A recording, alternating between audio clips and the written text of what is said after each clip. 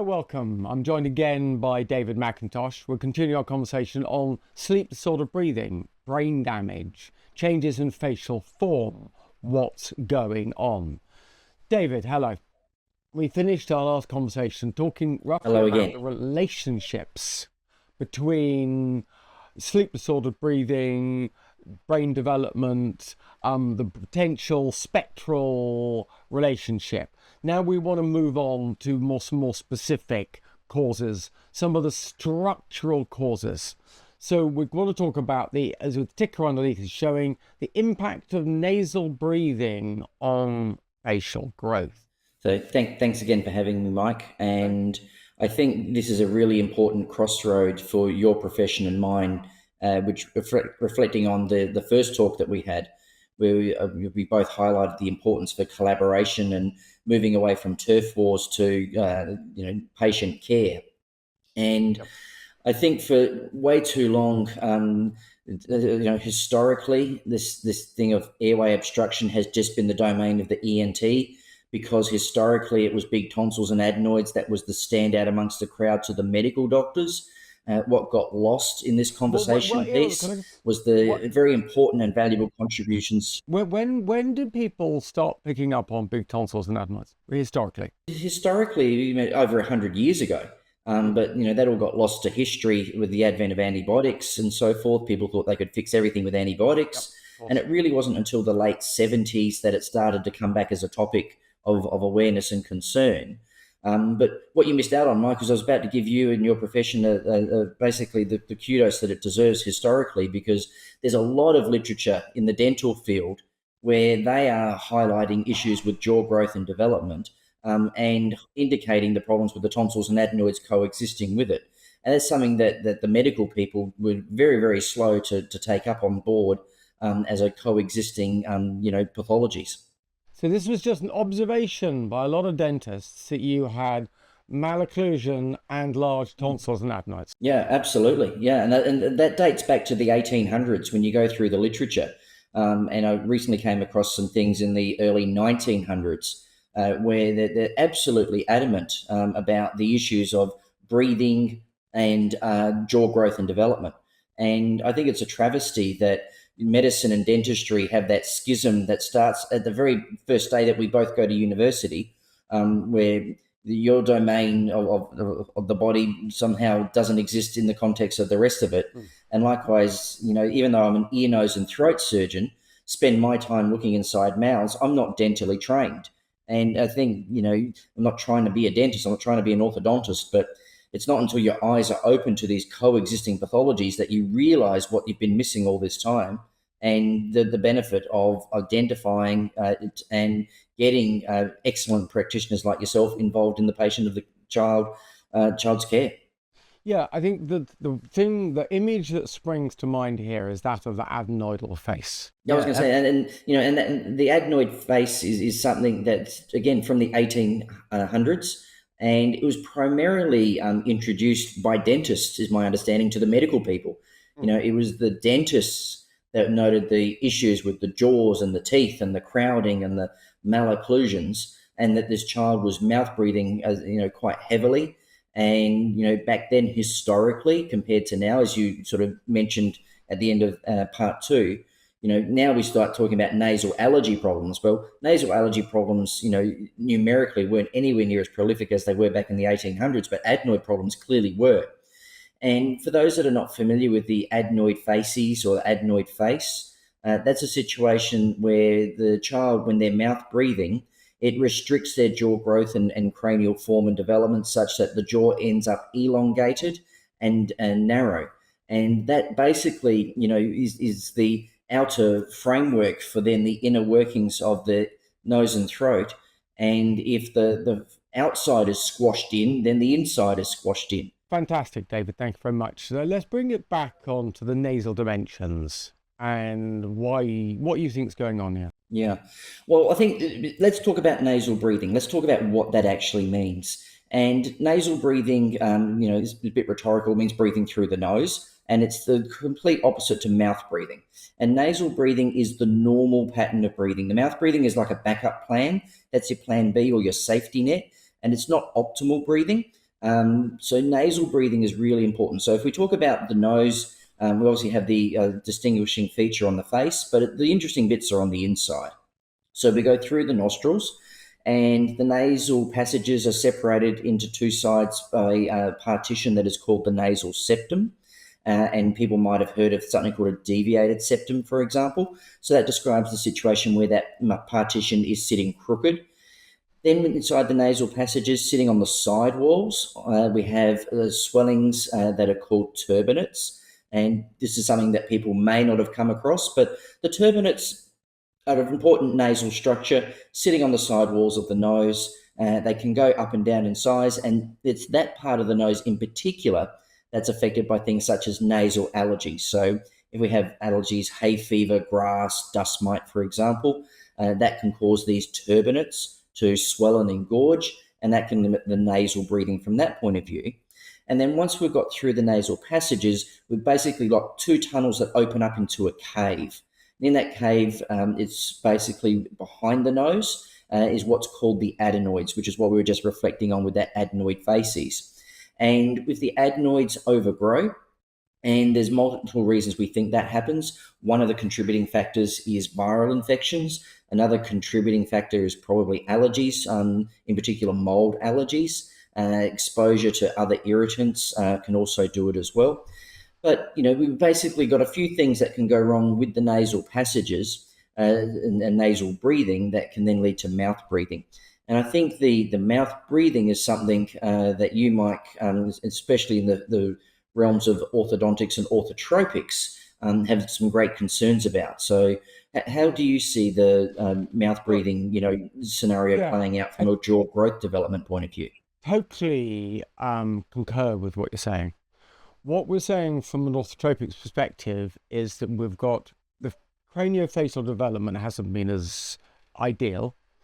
This is a three-dimensional structure where also it's got narrower, it's got shallower, and it's got longer. But of course, as it gets narrower, the nasal capacity gets narrower. So in a way, Yeah. and this is my sort of thoughts on allergies, I think that you've got what we had true allergies, and true allergies are increasing. There's no way around that. But also you've just got irritations. And now with these reduced dimensions, even irritations are leading to nasal blockages that when you had a huge nasal dimension, that wouldn't have been the case.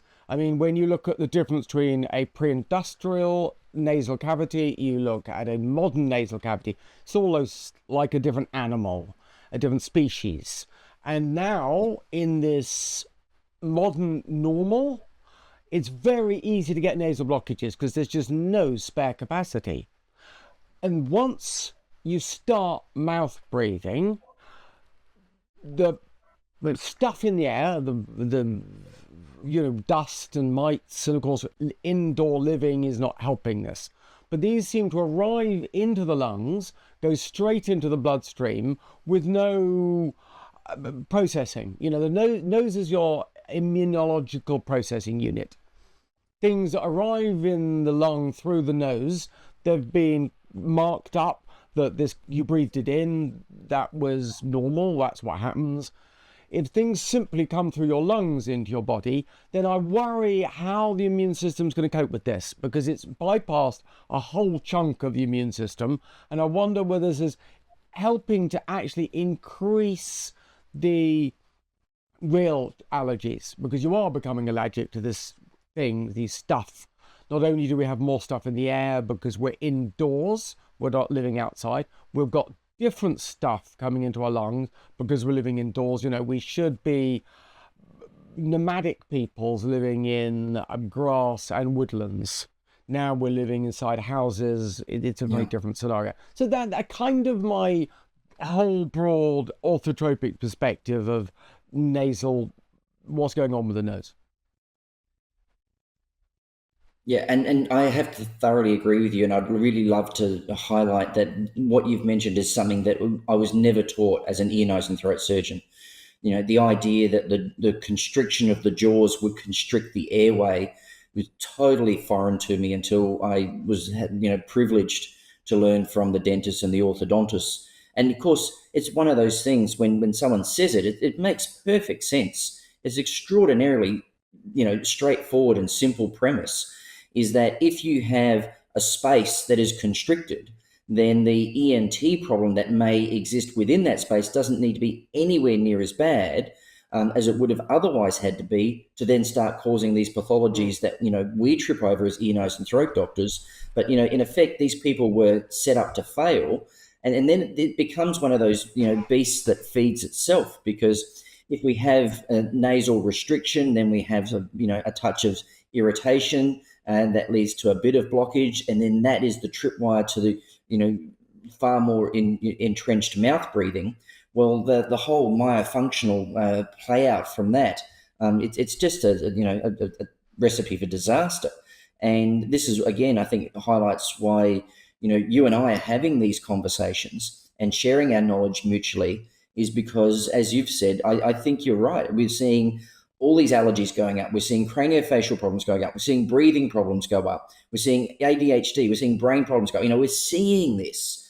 And it's just like, how much of this is actually a common thread of pathologies that are related to craniofacial form integrated with ear, nose, and throat problems? And I think, we shouldn't be drawing the line in the sand of saying it's one or the other. It's really is, the research is saying that 80% of the time it's both.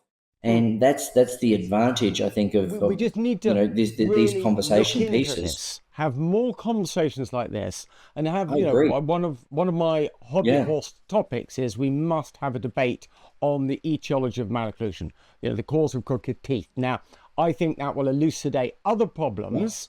So it's a good place to start as an orthodontist. It's a great, if you don't understand the cause, let's get on. Yeah. Now, you mentioned something about these compounding effects, because of course, from an orthodontic perspective, if you get orthotropic perspective, I should say, if you get a blocked nose, you have to lower the tongue off the roof of the mouth. It's not helping develop the dental arches. You have to open your mouth so the teeth aren't biting together at each other and working against each other. You separate the lips and you mouth breathe. Now, that we believe can cause further structural change, such as a further narrowing of the nasal airway. You're then more likely to get obstruction. Then that's more likely that you're going to lower the tongue postural position, and that will lead to more nasal obstruction, and on and on and on. Yeah. And if we just reflect on that anthropologically as well, so we know, looking at the skulls of humans as they've evolved over time, particularly in the past 12,000 years, which sort of ties in with the advent of fire and the ability to change food consistencies as a result, and then particularly with the with the agricultural revolutions, and now with the industrial revolution and the ability to process foods. We know that the softer the foods are, the less bite force that is involved. That's also detrimental to bone growth and development. Bones thrive on stress and pressure. And what happens in these children that have sleep disordered breathing, as we said, it changes the food seeking behaviors. So they go for sugary processed foods. But the other thing is that they have to go into survival mode. So part of it is that we might want them chewing on a bit of roughage and working those jaws and so forth. But if the child can't breathe properly, and they realize, for example, the act of chewing on a piece of steak is one extraordinarily difficult and terribly slow and somewhat unproductive, and then they have trouble swallowing it even at the end point, they're going to go off these things. And that's just a further exacerbation of these orthotropic problems that we're trying to mitigate against. Well, if you're a mouth breather, you can't spend a long time masticating. When I was taught the inherent difference between mammals and other animals, we had two separate compartments. And because we had two separate compartments, we could masticate food while we breathed. And that allowed a wider range of food, a wider range of processing. I'm going to quickly pick you up, because I think that we feel that Cooking is a lot older. It might be 100 to 300,000 years old. But we definitely, from 12,000 years ago, that's when the rots seemed to set in, the late Paleolithic Yeah. period, the Mesolithic. And that's when we look at all those skulls. They were just so beautiful. Well, we don't have many of them, but they just seemed that they had No. great craniofacial structure. And that has progressively changed over a period of time, as you described. Yeah. Yeah. And setting ourselves up for failure really as a result of the convenience of the modern life. Yeah, well, it's this interrelationship between function and form, and we've had this massive change in function.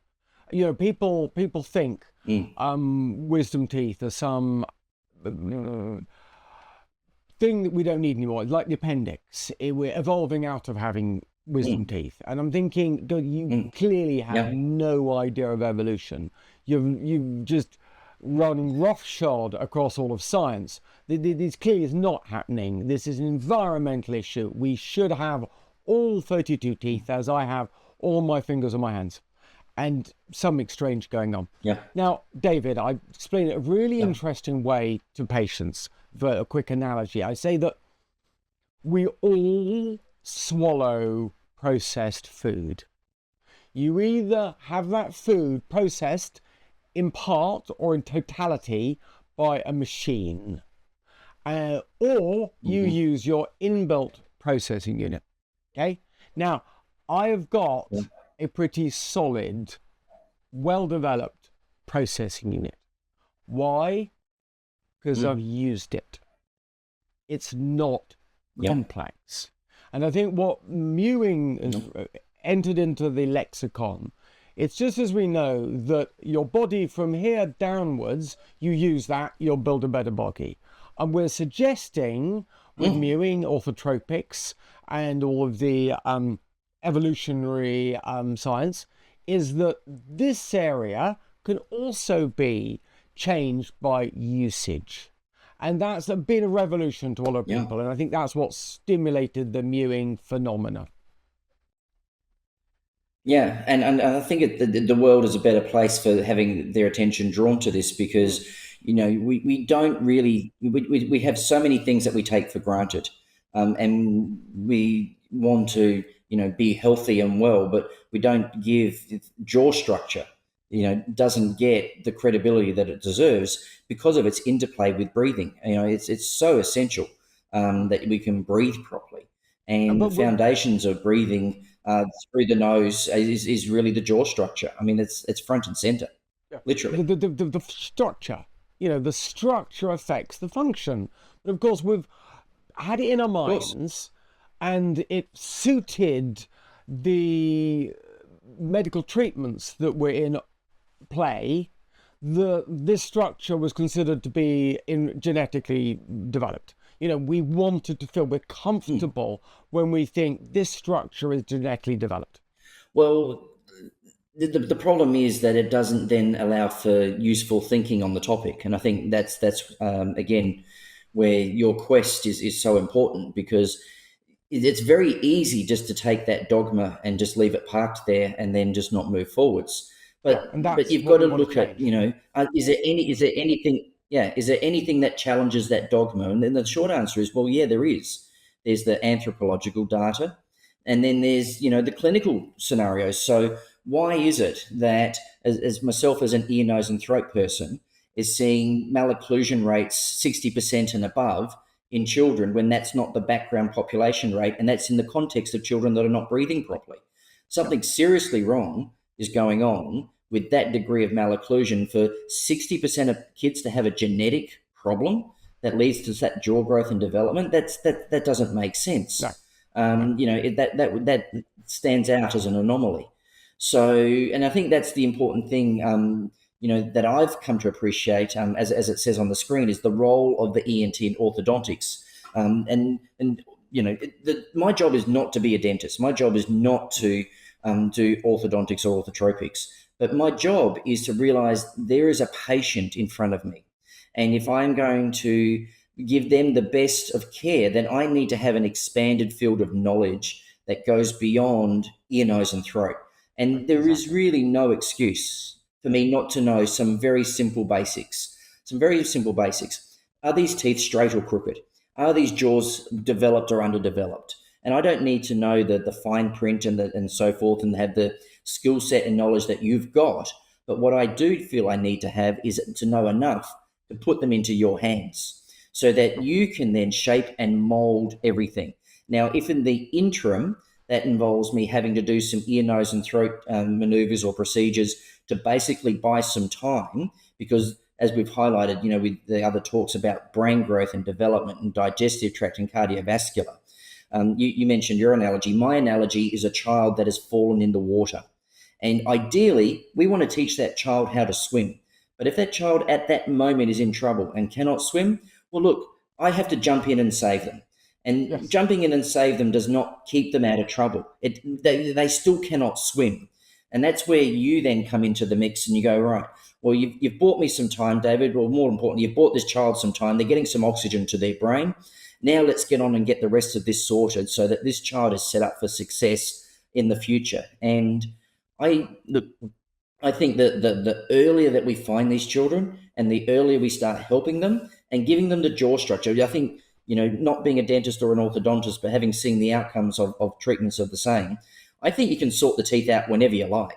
But you get one moment in time to get the jaws at their best, and that's early on. Yes, you definitely. get in early, I really want to push before the age of 6.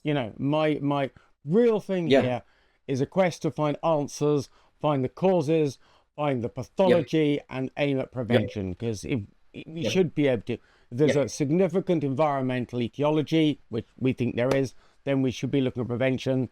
Prevent crooked teeth. That's one of my campaign sites where I want to get to. David, listen, that was excellent. Again, thank you very much. Look, I look forward to the next time we can delve into some of these subjects in a little more depth as they deserve. Oh, my pleasure, Mike, and I've learned so much from you today as well. It's been fantastic. Thank you so much. Cool.